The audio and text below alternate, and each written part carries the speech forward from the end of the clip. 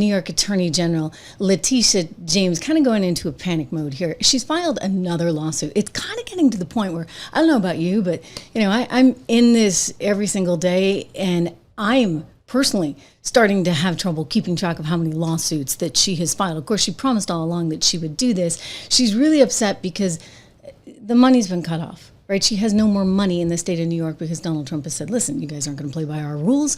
We are not going to fund you indefinitely. And so there's some debate as to whether or not he can do that, but he's just taking the ball and running with it. Kind of reminds me of what they did, right?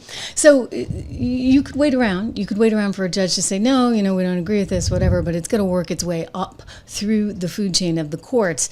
And Letitia's kind of, up a creek without a paddle, shall we say. Again, with Letitia James really, really upset because Doge has come in and said, you know what, this is too much spending. We're going to get rid of this, that, and the other. And she's like, no, you can't. Now, she's taken it a step further with this newest lawsuit, I gotta say. She's taking it a step further because now she's actually trying to get in the business of the federal agencies. She's trying to say that the Office of Personnel Management does not have the jurisdiction, that this is totally unlawful what they're doing to actually fire people, say, at the IRS.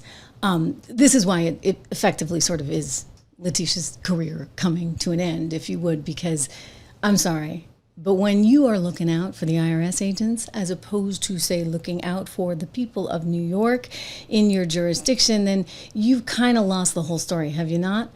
Right, so this lawsuit is asserting that federal statutes and regulations set forth that federal agencies must follow when conducting reductions in force. So she wants the full-on federal government to stay as big as it possibly can. And I would just say, okay, what is her jurisdiction over that one, right? Again, isn't this like congressional oversight? And this is why Donald Trump actually has it all day long over her, because she can't actually get, constitutionally, right, with the separation of powers, she actually can't come in and legislate this. This is one that Congress would have to do. And, like it or not, he's got the Congress, shall we say, which makes some of these states pretty powerless in comparison. Anyway, she's all upset. 45,000 IRS agents are getting, whacked, and Letitia's worried about them. So she writes, defendants have followed through on this directive, firing employees by the hundreds and in many instances by the thousands, all without the procedures for conducting these reductions in force. So she's like, because, you are not following procedure, then you are not able to fire people. So I don't think she has a whole lot of leg to stand on here. Again, I don't think it's her jurisdiction. I don't think New York should be bothering with these federal things. And I would just say, legally, again, on the wrong side of everything. But, I think she's just been preparing for lawsuits from the beginning. This is what she intended to do. This is what she wanted to do. And this is ultimately going to be costly in terms of her career, her political career. Because don't forget, this woman... Administration's new policy put people at risk, but it is plainly unconstitutional. The president does not get to decide which laws to enforce and for whom. When Congress dedicates funding for a program, the president cannot pull that funding on a whim. Later today, I am leading and joining with my colleagues, my fellow Democratic attorney generals, in suing this administration to stop this illegal freeze of essential funds for our state. We will not stand for any illegal policy that puts essential services for millions of Americans at risk. And we work tirelessly overnight to ensure that that does not happen. Our lawsuit will seek a court order to immediately stop the enforcement of the OMB policy and to preserve essential funding for Americans. Gee, really glad you're looking out for those IRS workers and all the other federal employees, Letitia. That was from an earlier lawsuit, but it's the same kind of theme, right, that she's echoing over and over and over again. I will also point out that Letitia has just officially lost her security clearance. This is thanks to one Tulsi Gabbard over at the Department of National Intelligence, who revoked it not only from Letitia James, but from all 51 of those ex-spooks and, as I like to say, hacks, political hacks, that tried to come out and tell you that Hunter Biden's laptop was really nothing but misinformation from the Russians, when it all was actually true, and they knew it was true. The FBI was investigating this thing, and yet they gave us a song and dance anyway. So she's coming forward with a new lawsuit that really, frankly, is kind of what you would call a career ender. I'm going to go back to, again, when you're on the side of the IRS, Letitia, as opposed to the people of New York State, I think that that is a losing battle, politically speaking, right? Forget about the legal aspect of it, which you just don't have jurisdiction over. But from a political perspective, you're just always on the wrong side of everything. I mean, I'll give you this as some proof. You look at these new poll numbers that came out. For example, this is a Democrat poll the other day, Harvard-Harris, 52% of people approving of Donald Trump, 58% saying he's doing better than Biden, 81% approving of the deportation of illegals who have committed a crime. Heck, even Whoopi Goldberg, for goodness sakes, seems to approve of people being deported that have committed a crime. 76% approve of DOJ eliminating waste. And you have 68%, there we go, approving of declaring that there are two genders, male and female. So this is what you might call a career ender for someone like Letitia James. The other risk that she's facing, guys, right now is disbarment because of what she did vis-a-vis that lawsuit against Donald Trump and the nearly $500 million fine. That in and of itself is just so bad. And I'm getting a little angry with the Court of Appeals because they should have issued their verdict on that one, and they're dragging their feet. I'm not entirely sure why, but I think there's a lot of pressure in the state of New York, a lot of pressure to keep this woman somehow alive and to keep this whole thing going as maybe a threat over Donald Trump. I'm not sure, but it's not the right thing to do from a legal perspective. Eventually, maybe it goes all the way to the Supreme Court. Don't forget, you know the drill, like how she came to be to begin with, right? This is Letitia James with her third world stuff. He's called me venomous. We will fight back to your attempt to bring Trumpism to New York City. He's called me disgraceful. Of the fact that they stole the Supreme Court seat. An illegitimate president and an illegitimate member of the United States Supreme Court. He's called me radical. Listen, yes. We know he's crazy. Yes. We know he doesn't have a sound mind. Yes. We know he's out of control. Yes. We know he's losing it. We know his days are numbered and we will come together. He's called me a racist. We've got to stand up to an administration which is too male, too pale, and too stale.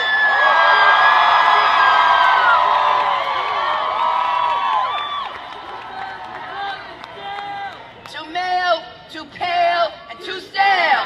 Too male, too pale, and too stale. Thank you. Yeah.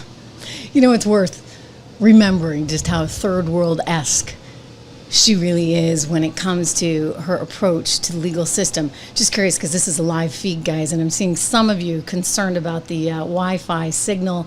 So let me know if you can actually see this coming through right now. I see that there is some frustration on the comments, and we need to get our Wi-Fi. And I'm in the middle of nothing here. Well, I'm actually in sort of the BVI area. This is like Epstein territory. Yikes.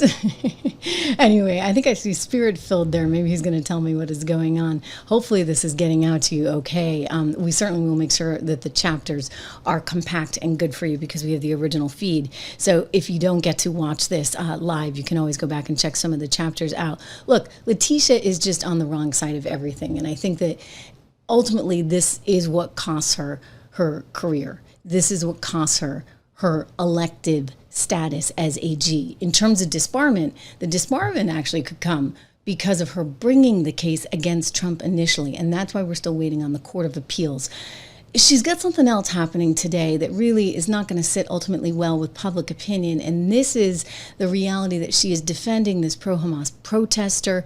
You've seen, of course, new calls for this guy. I was going to say this kid, but he certainly doesn't look like a kid, to be sent from the country, out of the country, because he was out distributing propaganda for a known terror group, and you kind of can't do that if you're here on a green card.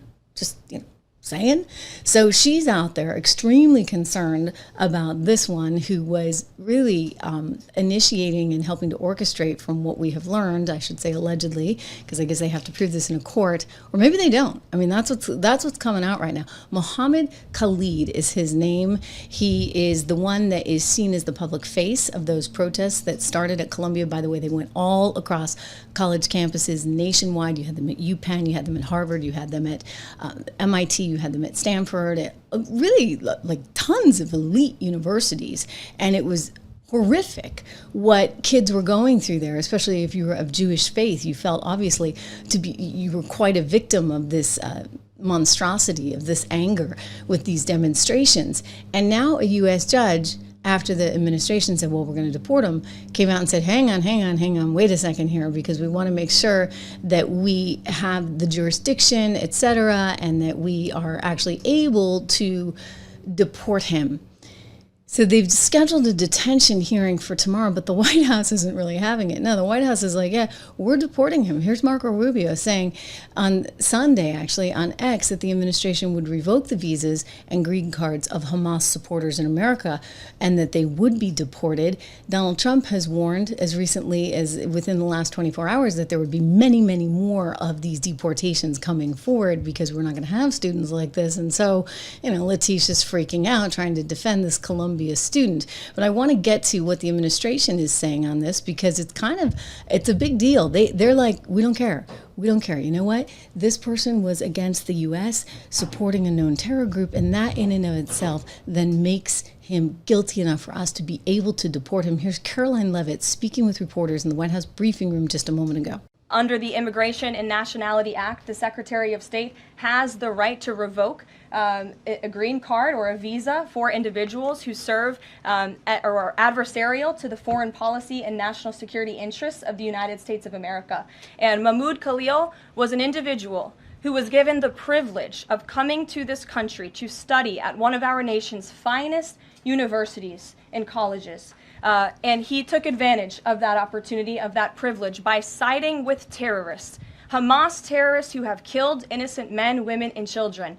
This is an individual who organized group protests that not only disrupted college campus classes and harassed Jewish American students and made them feel unsafe on their own college campus, but also distributed pro-Hamas propaganda, flyers with the logo of Hamas. That is what the behavior and activity that this individual engaged in. And I have those flyers on my desk. They were provided to me by the Department of Homeland Security. I thought about bringing them into this briefing room to share with all of you, but I didn't think it was worth the dignity of this room to bring that pro-Hamas propaganda. But that's what this individual distributed on the campus of Columbia University. And this administration is not going to tolerate individuals having the privilege of studying in our country and then siding with pro-terrorist organizations that have killed Americans. We have a zero tolerance policy for siding with terrorists, period.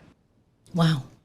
Okay, so that is what the administration says. The administration is saying we are deporting him no matter what. It's happening, and there's going to be many, many more. So in other words, if you are supporting a known terror group, and think about this for a second. I mean, that's pretty wild. Like, we have freedom of speech, et cetera, but when you're here on our good graces, on a green card, and you're out there agitating and supporting a known terror group, that kind of seems like a stretch for us to be like, oh yeah, you can continue on here.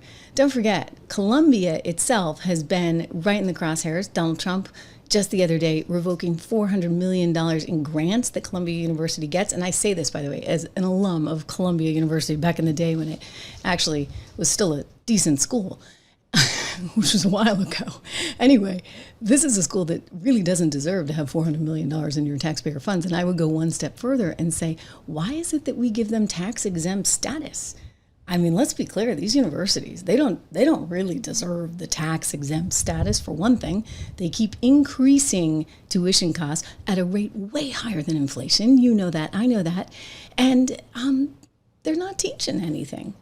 And yet their endowments, et cetera, all get this beneficial status and they get tons of taxpayer money. I don't think that's going to continue flying in this future. I really, really, really don't. So you've got Letitia James in real time imploding, if you would. I would say, one, she's making bad decisions, right? State of New York is not going to appreciate that she's standing up for the guy that's the pro-Hamas supporter. So that's a bad idea. Two, they're not going to love that she's like, okay, I'm going to defend all the IRS agents. That's a bad idea.